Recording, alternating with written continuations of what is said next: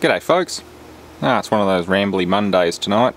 Actually been quite nice this last, I think 14 days. I think it's almost a record for like 30-degree days. So yeah, it's time to catch up on some stuff.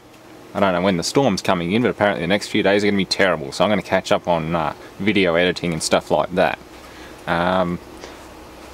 Tonight's topic of discussion, a lot of people have messaged me about this. Harlem Shake washer videos. Yes, well, it's happened again and everyone's knocking off me my IP, my intellectual property. I mean, I know a lot of people swear till they're blue in the face that you don't own anything you put up on the internet, but that is not technically true. I know there are holes in copyright law and stuff like that, and I could show things for a moment on testing a TV or something like that, and that's actually classed as I suppose fair use if you're actually using it in an educational or demonstration environment, something like that, and you're not deliberately trying to make money off it. That's okay. But going through the whole copyright thing, I've actually contacted quite a lot of people who've uploaded videos with my Hotpoint washer in it, and they were more than happy to put a reference and an annotation to my original video, which is fine. I class that as fair use. I haven't contacted Photonic Induction officially, but I understand he might be doing the similar sort of thing, because I'm seeing his link reference pop up on more and more videos. There's pretty much no stopping it. As they say, the term's viral because it just spreads uncontrollably. That's the point of it. It just spreads uncontrollably. It's unfortunate that some people are trying to make money off viral videos by duplicating them and uploading them elsewhere.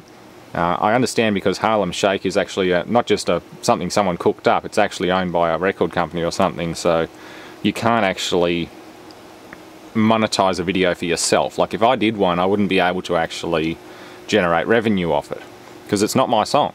It's as simple as that. It's not my music, and just changing the audio or the video on a music track, or audio on a video track, doesn't actually make it yours either. So there's a few little things we're working out, but it seems to be going pretty well. But there are still the trolls that seem to think that you can upload whatever you want and knock it all off and make whatever you want. I mean, if only it was that easy, but the fact that YouTube also rolls money into it's also another issue. And don't get me wrong, I'm not a greedy person. I'll often give stuff away for pretty much nothing.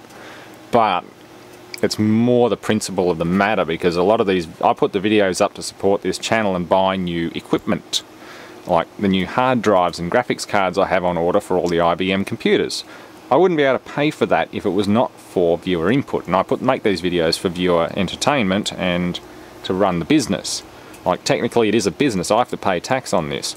So the more people knock stuff off, the less I can actually put towards the tax bill that I get. So look at it that way, it helps pay the tax bill that also comes with the money that I get to spend on goodies. So there's two sides to it. I hope Andy's sorting his stuff out with it. But the other thing I wanted to go into is the whole troll versus troll thing. Now I was talking to a good friend of mine who's also an Australian megatuber. I talk to him quite a lot. He's up in Sydney, so I can't just go and visit him, but we get on the phone for like an hour or two at a time and just talk about stuff, usually about YouTube and how things work and how they've changed things. Now, what he was pointing out is that the 6 million view one had been knocked out. It's identical to this one. I think it's that one, Reddy Latage or something. Can't remember where this guy's from. He does credit Photon Vids, so maybe he's been contacted by Andy, by Photonic Induction. But the funny thing is, he's also posting up a video which actually has his address in it. Copyright strikes that he's been making against others. I just don't get it. I mean, is the universe going to implode because somebody can make copyright claims about content that they don't even own any part of? I mean, putting two bits of video and a bit of video and a bit of audio together doesn't exactly imply ownership of either part. I don't know how this is even possible. I mean, what are they doing? Are they comparing date stamps to his video and saying, okay, this guy must be the original owner because he's got the oldest one on YouTube, if he even does? Or it's the oldest one that they're comparing it to? I don't even know how YouTube compares content. They must compare the date and just, someone must sit at a desk and just check it and say, oh yeah, that's another washing machine video, delete. I don't know. It's crazy. I mean, I could file plenty of claims against this stuff because my video dates back about 2.5 years now, or 2 years now. But I'm not. There might be a couple of stragglers that refuse to comply, but generally the last time I had to file big copyright claims was because people were monetizing the washing machine video and trying to cash in on my own little creation. Like, some of them had more views than my own video has today, much less back then. Like, some of them on other websites had like 2 or 3 million hits, and yet my video barely has over 1 million today, and it's never been changed. So it's a bit of a shame when your video goes viral and you're not getting like 1/10 of the hits that it actually deserves because everyone else has just knocked it off. It's just sort of the thing with the internet today. I'm not going to get into an argument about what constitutes IP and what you can claim on, what you can't. But I just thought I'd point that out. That's kind of interesting, the way this is going down, the way there are so many duplicates and so many people trying to claim copyright on it. I mean, the people who can claim copyright on it, as far as I'm concerned, is the producer of the music and the producer of the video, Andy, Photonic Induction.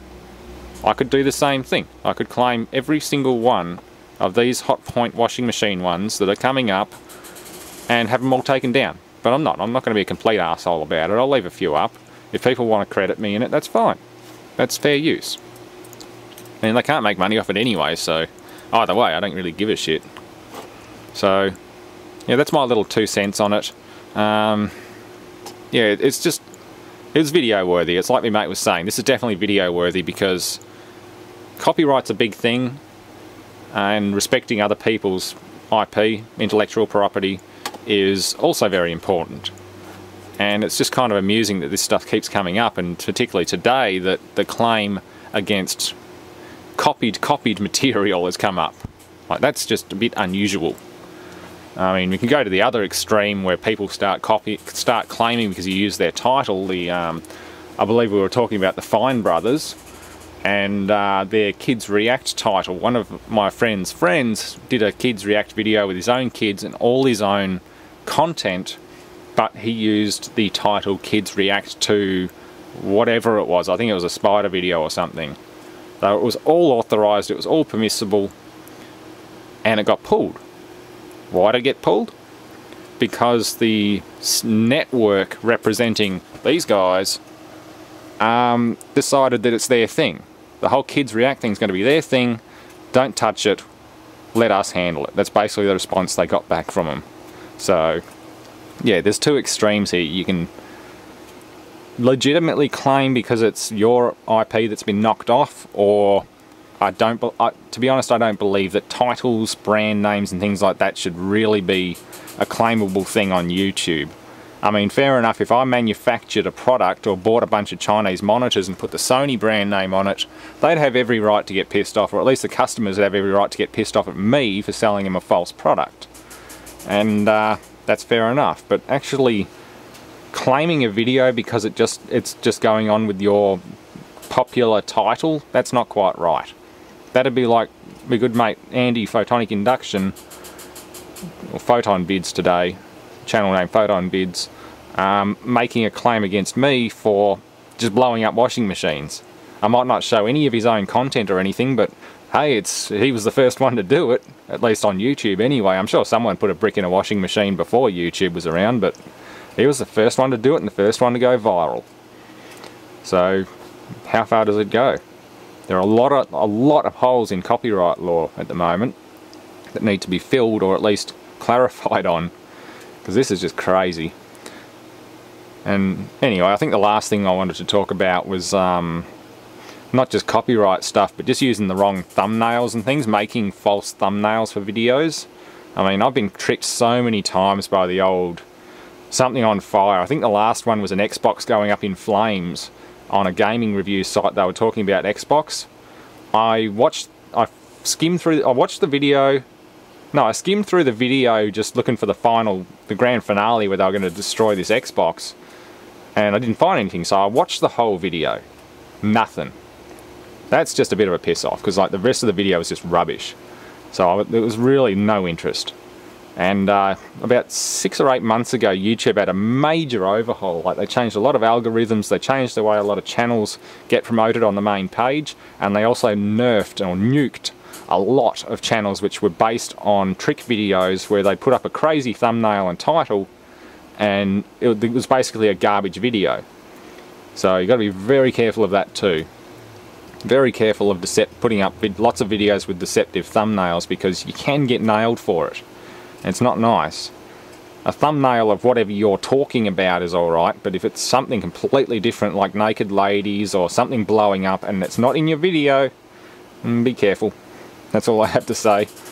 I'm not going to say who I'm talking to about this stuff, but he's been there and done that with quite a few things, and he knows a lot of megatubers as well as himself who have been through this sort of thing and had copyright claims from various companies, copyright claims from the most unusual of places, and also had seen channels just crash and burn because of the simplest of mistakes and things. So yeah, I thank him greatly for helping me in the past.